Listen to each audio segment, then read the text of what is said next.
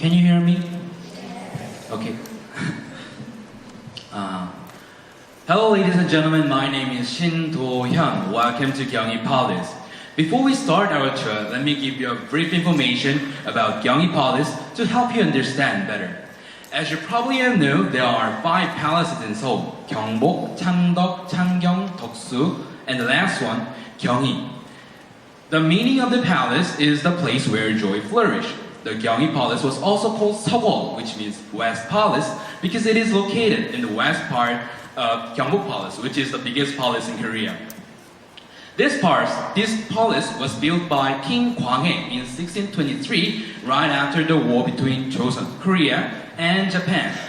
There are many reasons why King Gwanghae built this palace. However, the biggest reason is that the location of the palace was believed to have strong spiritual power of a king, according to geomantic theory. Under the chaotic political situation due to war, King Gwanghae wanted to strengthen his political power. At this point, we can see how urgently he needed political strength, relying on a logical theory. However, King Gwanghae could not live in Gyeonggi Palace even for just one day because of King Injo's restoration. It is quite ironic, isn't it? Now let's get inside the Gyeonggi Palace. By passing this small gate, here we encounter some empty space that seems like park rather than the palace. And far over there, we can see some small area with a few buildings gathered together. Are there anyone who visited other palaces of Korea before? If you visit there, what you can see is quite different what we see right now. Then, can you guess what happened here? It will be really interesting to find the behind story and traits of Gyeonggi Palace. Actually, Korea's sad pre-modern history is related to this damaged palace, even though the palace name means joyful place. I will introduce 2 buildings of Gyeonggi Palace. One is the main gates of the palace, and the other one is the main building of the palace. First, let's talk about the main gate. The name of the gate is Hwanghamun. In Seoul, there is another building with the exact same appearance compared to Hwanghamun. If you go to Shilla Hotel, another Hwanghamun is standing there.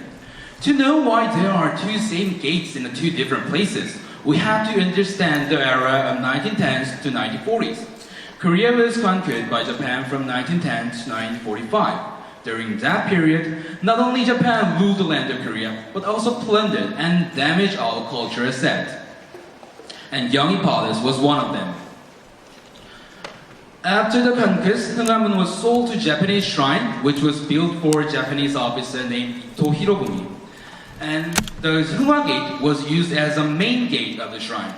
After the independence of Korea, the shrine was closed, of course, so the gate moved its place to Shilla Hotel. So, around 1980s, the Korea government replaced Hwangha Gate to the place where it should be. So, the gate in front of Shilla Hotel is a replica of the gate that once stood in the palace. There is another building that experienced the same trait as Hwangha Gate. The building that you're watching right now is called Sungjeongjeon. This is the main building where national ceremonies such as Crown Prince marriage take place. By this fact, you might understand how important the building is. The most important building in the place where power of a king flourish, a perfect target for Japan to ruin, isn't it? In Dongguk University, there is a Korean traditional building called Jeonggakwon. This is the original building that once stood in the palace. Like Hwangha Gate, the Sungjeongjeon was sold to Buddhist temple by Japan, and then it moved to Dongguk University, which is established or founded by Buddhist Foundation. One difference between Sungjeongjeon and Hwangha Gate is that Sungjeongjeon is not returned to Gyeonggi Palace yet. It is almost time to finish our tour.